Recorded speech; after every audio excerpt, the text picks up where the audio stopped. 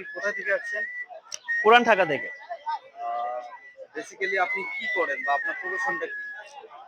রাজার কাজ কি? রাজার কাজ হচ্ছে পুরো দেশটাকে নিয়ন্ত্রণ করা, আদেশ করা, নির্দেশ করা। এই তো রাজার কাজ, তাই না? আমি এগুলাই করে থাকি। কোথায় কোন প্রবলেম সেগুলা দেখি, সেগুলা সলভ করার চেষ্টা করি। আচ্ছা, এত আমরা দেখি বাংলাদেশে অনেক জনসংখ্যা কিন্তু অনেক ধরনের পোশাক পরে। আপনি একটা ব্যতিক্রম একটা পোশাক পরে আসছেন। আসলে এই ব্যতিক্রম পোশাকের কারণটা কি? বা আপনি কোথা থেকে এটা সংগ্রহ করলেন বা কিভাবে তৈরি করলেন? সবকিছু মিলে যদি একটু বলেন। ব্যতিক্রম বলতে মানে এই ড্রেসটা বানানোর আগে আমি ভাবছিলাম যে এমন কিছু একটা ইউনিক কিছু করব, পুরো বাংলাদেশে সেটা এক পিসি থাকবে। আর সেটাই করছি। এখন এরকম মানে আমার জানা মতে কেউ করতে পারেনি। আমি একমাত্র ব্যক্তি যে এরকম একটা লুক, এরকম একটা ড্রেস তৈরি করেছি।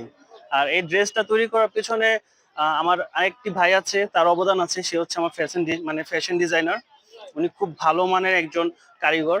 তো ওনার আর আমার আইডিয়াতেই এই ড্রেসটা তৈরি করা। আর এই ড্রেসটা একটা নাম দেওয়া হয়েছে। এই ড্রেসটার নাম হচ্ছে কিং। সবাই কিং নামে ড্রেসটাকে চিনে। আচ্ছা, ভালো। আচ্ছা, মানুষ যে দেখছে এবং হাঁটছে বা আপনার দিকে ভালো লুকও দিচ্ছে, এটাতে আপনি কি অনুভব করেন? এটার অনুভূতি মানে বলে বোঝানো যাবে না, কারণ এত কষ্টের পর যখন আমি দেখি মানুষের অনুভূতি অন্যরকম, মানে আলাদা একটা ফিলিংস। বা দেখলে সবাই ছবি তোলে, ভিডিও করে, বা এসে আমার সাথে সেলফি তোলে, এটা সত্যি কথা আমি অনেক এনজয় করি। কারণ আমার কষ্ট সার্থক হয়েছে, এটাই সবচেয়ে বড় কথা।